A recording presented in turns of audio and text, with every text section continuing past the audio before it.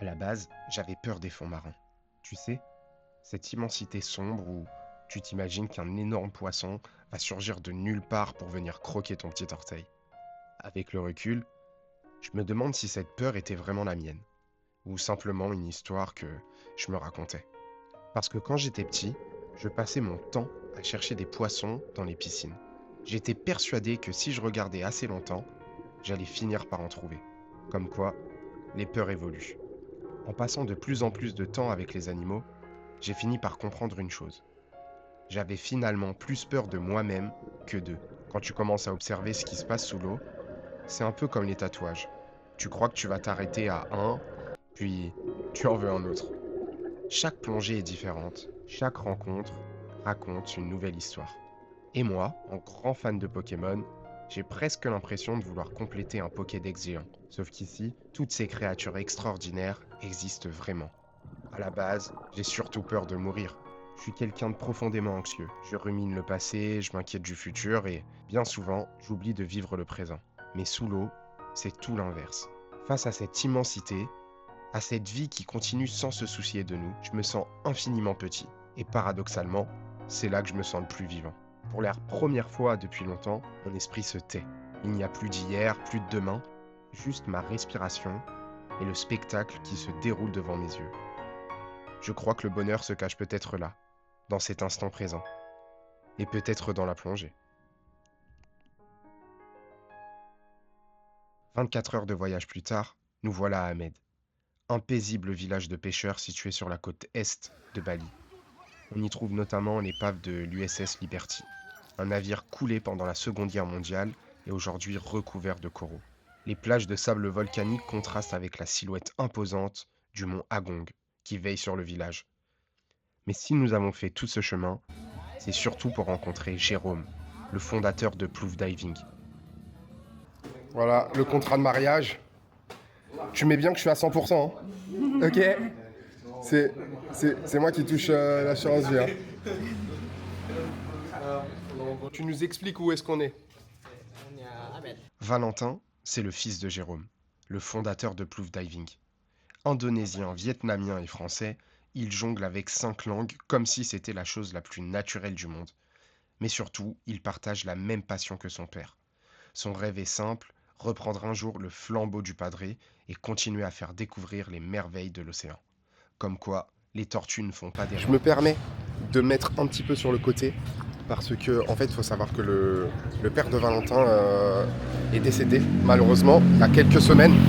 Et en fait, c'était hyper important de venir tout de même et de ne pas annuler pour nous faire découvrir cette plongée avec eux.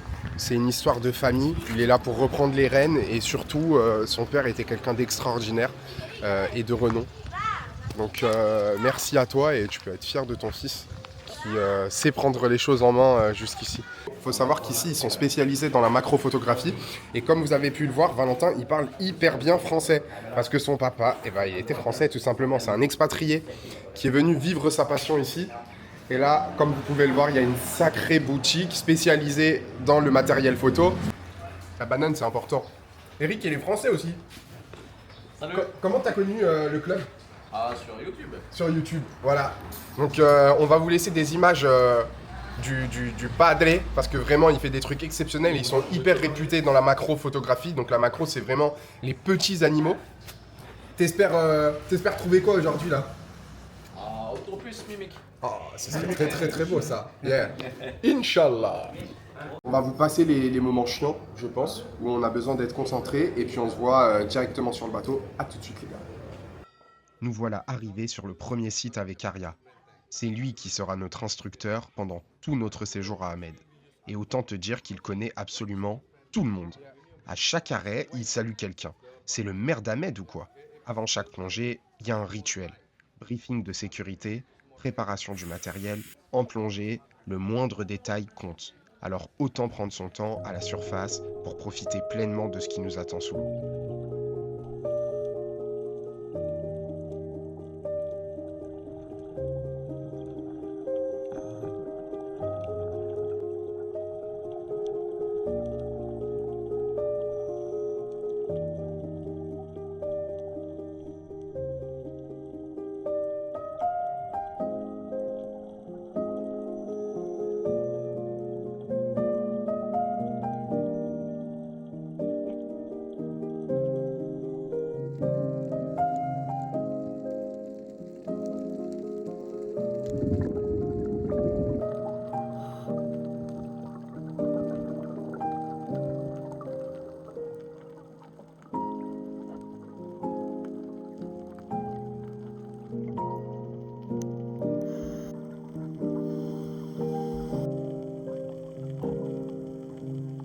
Turn. Tourne. Vous voyez ça? C'est la parfaite représentation de la tête dure de Marcelinette. Elle est tellement têtue. Ça sonne creux parce qu'il n'y a rien dedans. Mais par contre, qu'est-ce que c'est dur! Merci Jamie, allez bye. C'est complètement fou, vous vous rendez compte avec qui je vis? J'ai mal. Ma petite sirène. À ta souhait.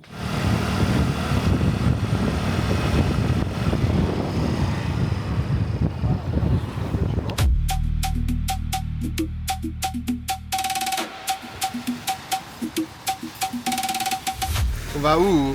On va voir tes ancêtres dans la mer. Tout le monde sait que t'es une sirène maintenant.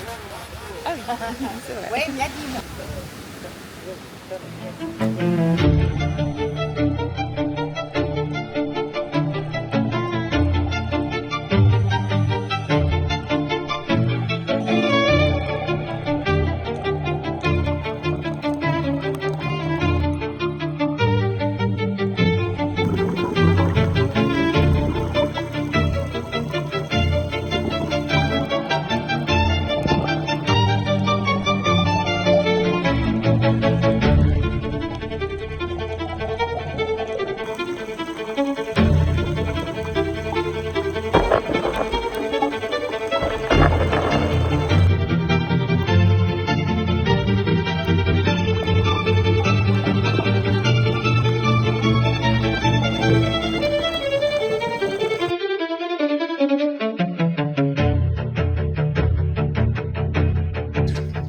Mes petits grillons d'amour.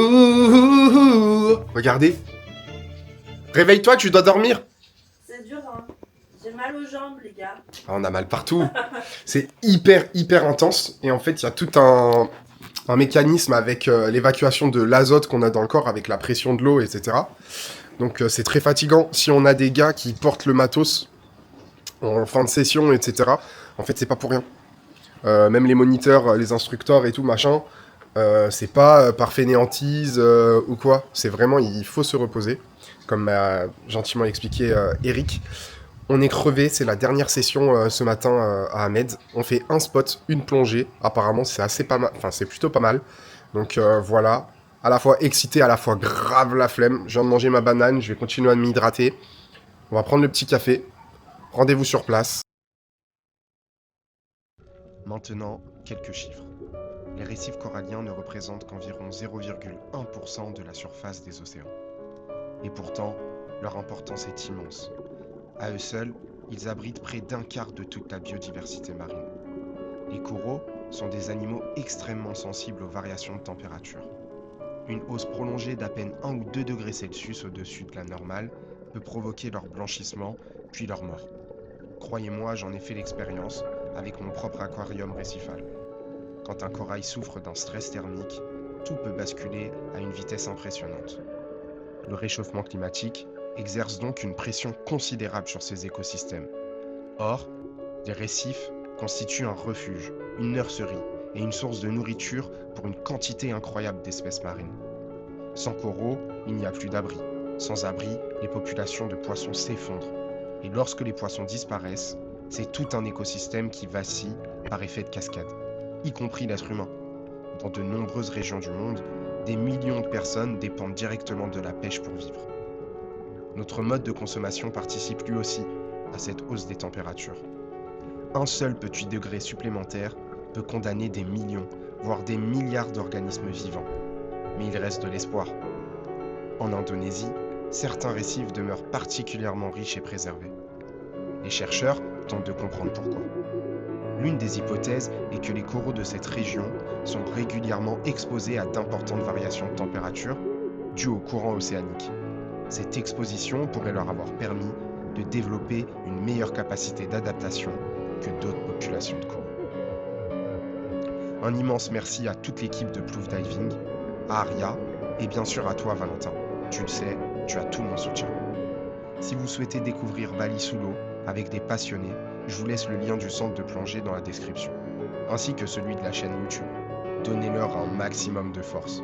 Et si vous avez la moindre question sur la plongée ou sur ce voyage, n'hésitez pas à m'envoyer un message sur Instagram, ce sera un vrai plaisir d'échanger avec vous. Un like, un commentaire, un partage, vous connaissez déjà la potion magique. Cette vidéo n'est pas une collaboration commerciale, c'est simplement le partage d'une rencontre, avec des femmes et des hommes passionnés qui consacrent leur vie à protéger et à transmettre l'amour du vivant. Comme dirait Jérôme, bonne bulle, prenez soin de vous les amis. Ciao ciao.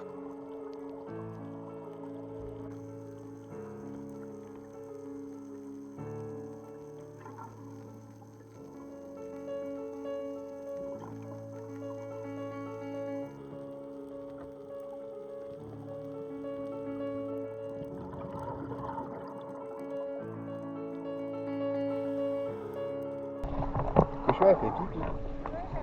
Pipi, elle a fait pipi de tête. C'est grave une mytho. Elle a fait pipi. Bon, on a vu des trucs de fou. J'espère que je vais pouvoir vous faire des belles photos aussi. Regardez franchement le spot. On est pas bien là.